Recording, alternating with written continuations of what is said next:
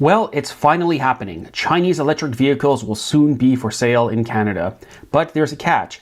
Half of the vehicles imported, which is 49,000 vehicles in total, up to 70,000, will have to be under $35,000 Canadian, which I think is absolutely a critical price point, as there's not that many affordable options left in Canada in terms of cars.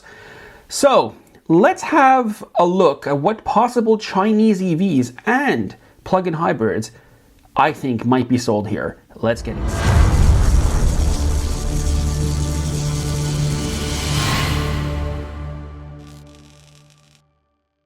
I decided to base pricing in Australian dollars as it sort of matches the Canadian dollar, and well, the Australian market is very similar to Canada. Let's start with BYD, arguably the most famous Chinese auto manufacturer and the largest Chinese auto manufacturer, and one that you probably have already heard of in the media, through videos, through even car reviews. Let's start with them. And I want to start with the BYD Dolphin Surf, also known as the Atto 1 in some markets.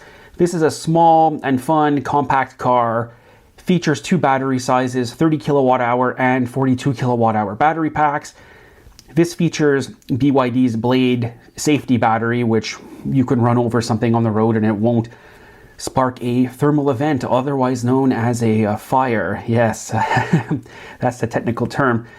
Up to 320 kilometers of range and up to 154 horsepower, front-wheel drive, 85 kilowatt DC fast charging. And these in Australia sell for about 23,000 to 27,000 Australian dollars. I've seen this car in person. I think it's something that looks really, really cool. Designed by one of the former Lamborghini stylists. You can see that here, that it has, it looks like a mini four-door Lamborghini hatchback. But I also feel that this car is going to be a good seller for someone who is looking for affordable transport, perhaps a second car, perhaps their first car. That's a really, really, really good, solid choice from BYD. However, its bigger brother, and something I will believe will be extremely popular here, and one I have driven myself, it's the BYD Dolphin.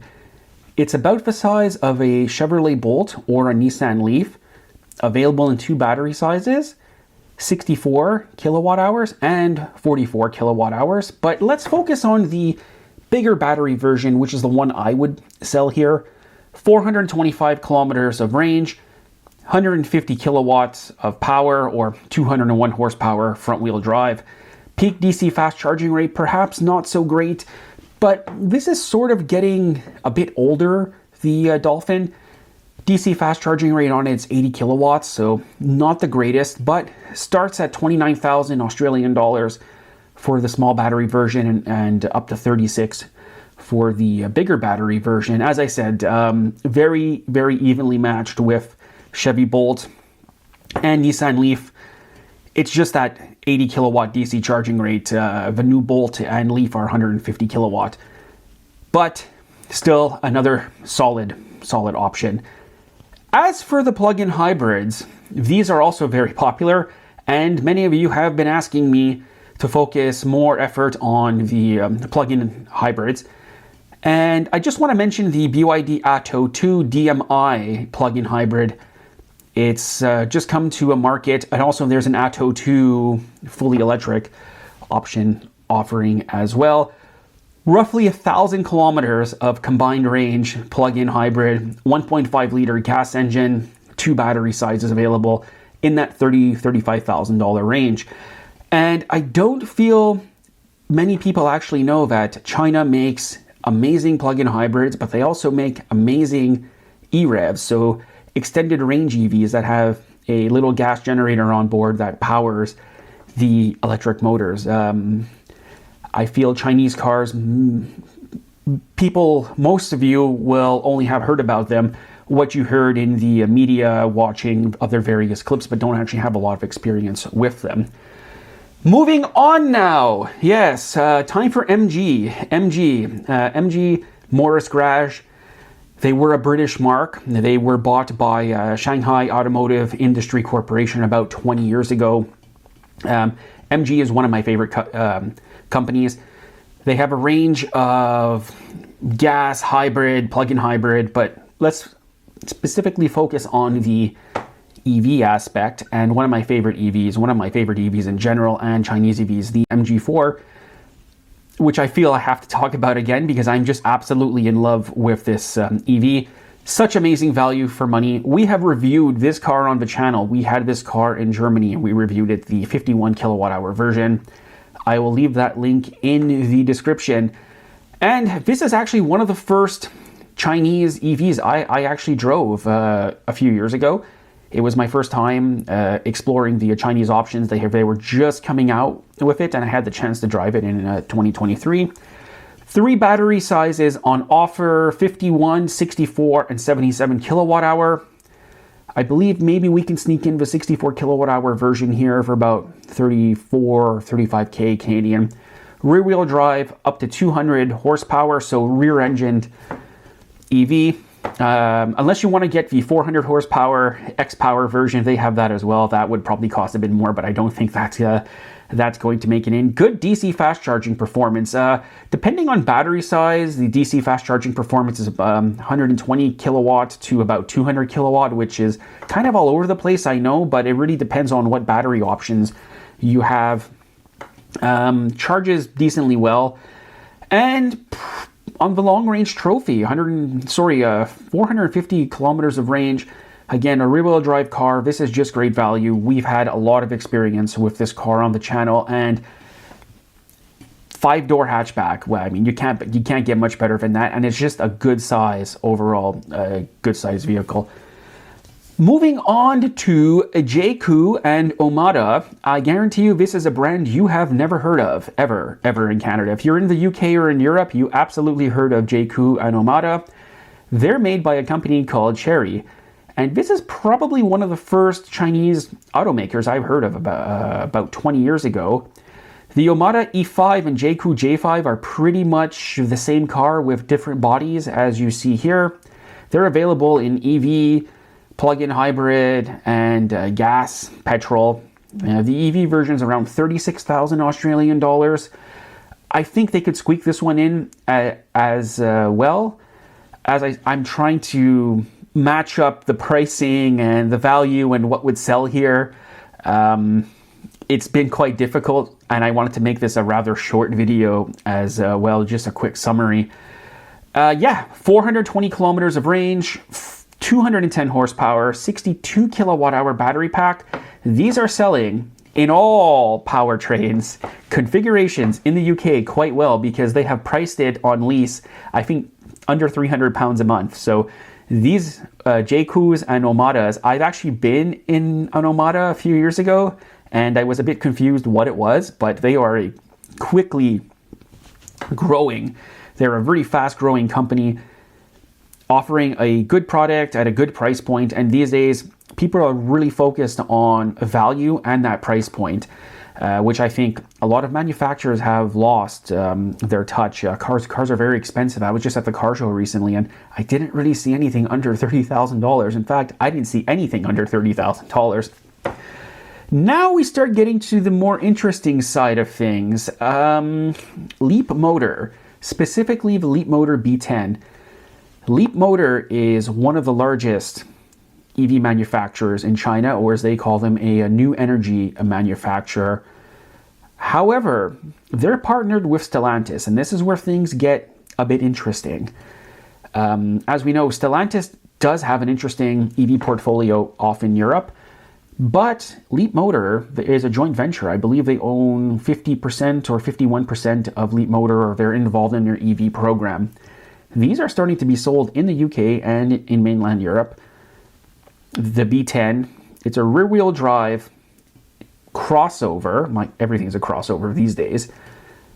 But Stellantis has a huge footprint here in Canada, and I think they actually are going to bring in a few of these. The B10, it's an 800-volt architecture EV, up to 210 horsepower rear-wheel drive, 56 and 68 kilowatt hour battery on these, up to 170 kilowatt DC fast charging, and again, range 450 kilometers. I actually think that this is going to be the total winner for Canada. And what helps this is that there's already a large dealership network in place to sell them and service them and get them in and get them certified. And something you've noticed in this video is that these EVs, I also picked them out based on their battery size, where they don't have these Mondo 150 kilowatt hour batteries, because Chinese manufacturers, they could build batteries really cheap. So they just toss in these gigantic batteries and give you these crazy range figures that don't make any sense. So I really wanted to focus on that, and I tried to match it properly to what they're doing in Australia, but it might be a bit off, but I tried to do a good job of it. Some honorable mentions. I wanted to include Geely with brands such as they have Smart, they have Volvo, they own Volvo, they own Polestar. They have such a massive lineup and a massive footprint where I could have done an entire video on just Geely's brands and their portfolio, but I think we'll save that for another day. As for the upmarket brands, Zeekr, Xpeng, Nio, and Xiaomi, we're starting to get that price point with those brands where it'll probably be high 40s, 50s, $60,000 cars. These are performance, luxury-based cars. These are, well, except for the Neo Firefly, I think that could maybe sell here as well.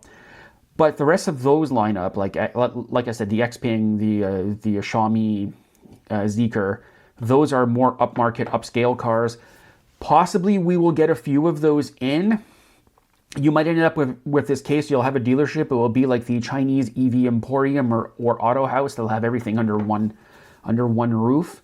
And I didn't want to focus too much on those because I really wanted to put the focus on 50% of the market's going to be sub $35,000. And I just wanted to throw you some ideas and some brands that you may not have heard of. Because there's not much in that range. And there's so many cars that are out there in China. There's brands I've never heard of. There's brands I'm pretty sure you've never heard of.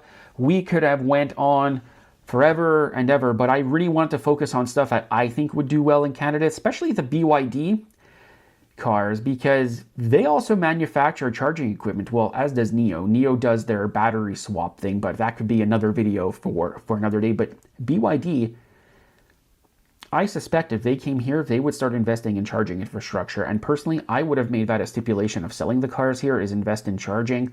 BYD, their chargers aren't the prettiest, but they work. You've seen them in our videos with InstaVolt. They all use BYD equipment. Just to finish it off, I feel the Canadian market, these manufacturers, they must get the cold testing right. Like right now it's minus 25 outside. They need battery preconditioning. Please just put a button that says battery conditioning, warm the battery. Just do the button. Don't do any of this navigation system based nonsense. Just give me a button I can press that heats the battery going to a charger. Please, I really want that. And also keep in mind, do comment on this if you felt I should have added something, if I got something wrong, if you would like to see other brands here that I didn't mention. This Chinese EV car market thing here in Canada is blowing up at the moment, and we're going to be doing a lot of other content on this as we get closer to the launch dates. And if you are a representative for a Chinese manufacturer and you watch this video and you need someone to promote these cars in Canada, well, send me a message. I am very excited about Chinese electric vehicles, the brands behind them, the technology, the battery tech behind it. And I cannot wait to be a part of it. I did not expect to wake up this morning to that announcement, to that call I got. Actually, I got a phone call. And yeah, reach out to me. If you're a Chinese manufacturer, please reach out to me. I really want to drive your products more. I am so excited to be doing this. And also for the viewers as well, we'll be going about this together, learning about the different Chinese brands. We already toured the Neo dealership in Oslo, Norway. We've driven a few Chinese cars onto the channel. We've covered quite, what should I say? We're just scratching at the tip of the iceberg here with the Chinese EVs. So that's it. Please like, click, comment, subscribe, all that usual stuff, and we shall see you in the next video. Thank you very much for watching. I am very excited, and I just want to thank everyone for making this possible. I enjoy doing it. We shall see you in the next video. Bye for now.